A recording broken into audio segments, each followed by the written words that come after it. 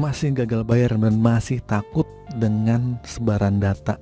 Kalau kalian gagal bayar di aplikasi pinjaman online, kalian takut akan data kalian disebar, baik kalian gagal bayar di Shopee, Kredivo, Akulaku, atau pinjaman yang lainnya. Bagaimana cara menghadapinya kalau kita dapat sebaran data? Simak video ini sampai habis. Oke, assalamualaikum warahmatullahi wabarakatuh. Balik lagi di channel Sekilas Pinjol. Channel ini akan membahas masalah seputar aplikasi pinjaman online dan permasalahan gagal bayar. Jadi gini teman-teman, gagal bayar di aplikasi apapun yang legal maupun yang ilegal itu sangat bikin resah ya, bikin cemas, bikin takut dengan ancaman-ancaman DC lah, pokoknya mengintimidasi kalian dengan berbagai ancaman yang membuat kalian pokoknya jadi parno. Nah, di video kali ini saya akan bahas informasi terbaru dari aturan OJK. Jadi begini teman-teman, saat ini OJK tuh mulai serius untuk memerangi kalau ada DC pinjol itu tidak boleh melakukan penagihan dengan memakai jalur kekerasan dan akan dikenakan sanksi sesuai peraturan perundangan yang berlaku. Di sini juga OJK menyebut dalam pasalnya, pasal 7 POJK nomor 6, POJK nomor 7/2022 tentang perlindungan konsumen dan masyarakat di sektor jasa keuangan. Nah, di sini diatur bahwa yang pertama, pelaku usaha keuangan wajib mencegah direksi, dewan komisaris, pegawai atau pihak ketiga yang bekerja sama untuk melakukan kepentingan POJK dari pelaku memperkaya atau menguntungkan diri sendiri atau pihak lain dan atau menyalahgunakan kewenangan, kesempatan atau sarana yang ada padanya karena jabatan atau kedudukan yang berakibat merugikan konsumen. Pasalnya berbunyi seperti itu. Nah, yang tertulis di sini sudah jelas ya bahwa pinjol-pinjol yang nakal, yang bunganya besar, yang bikin biaya admin setinggi-tingginya, yang sebenarnya sudah dilarang jelas oleh OJK. Faktanya ada beberapa pinjol yang biaya admin itu tinggi banget, ya. Kalian bisa tahu lah. Nah, kalau kalian mau menemukan hal seperti itu yang di luar aturan, yang tentunya dari OJK, kalian bisa melaporkan ke OJK secara langsung. Faktanya ada nggak yang laporin? Kan nggak ada dong.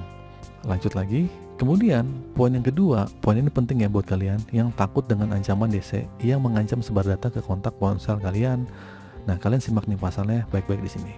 Di sini tertulis bahwa contohnya antara lain mencantumkan pembatasan kewenangan atau larangan untuk memberikan atau memperdagangkan data dan atau informasi pribadi tanpa persetujuan dari konsumen kepada pihak lain.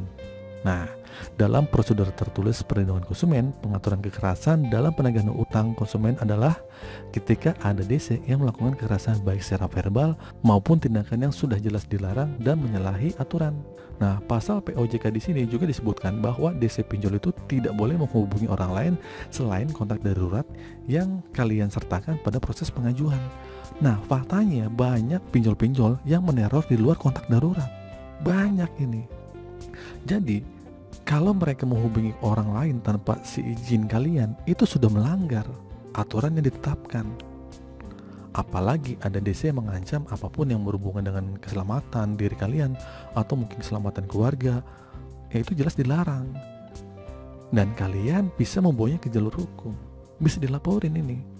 Contohnya ya, DC dilarang melakukan tindakan kekerasan bersifat mempermalukan.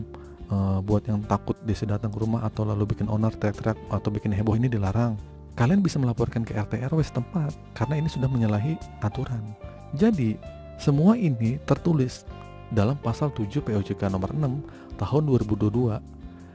Kalian harus mengetahui aturan yang sudah ditetapkan OJK agar DC tidak bisa bertindak semaunya kepada kalian. Kesimpulannya, mereka tidak akan seenak-enaknya mengintimidasi penagihan menggunakan kata-kata kotor, kata-kata kasar, dan banyak lainnya yang ditujukan kepada kalian ya. Jadi buat kalian yang masih takut dengan sebaran data, kalau pinjol-pinjol itu melanggar, nggak usah takut, digagal bayarkan saja nggak apa-apa, karena dia melanggar ya udah, secara tidak langsung kita juga menentang pelanggaran itu dong ya, dengan cara tidak membayarnya untuk sementara waktu. Sudah jelas pinjol-pinjol itu tidak boleh menelpon keluar kondar, mempermalukan, tapi banyak banget para DC-DC ini yang menyalahi aturan dari OJK.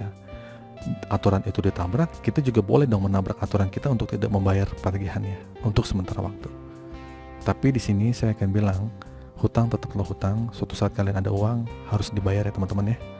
Oke, itu sih teman-teman. video kali ini. Semoga video ini bermanfaat. Akhir kata, assalamualaikum warahmatullahi wabarakatuh.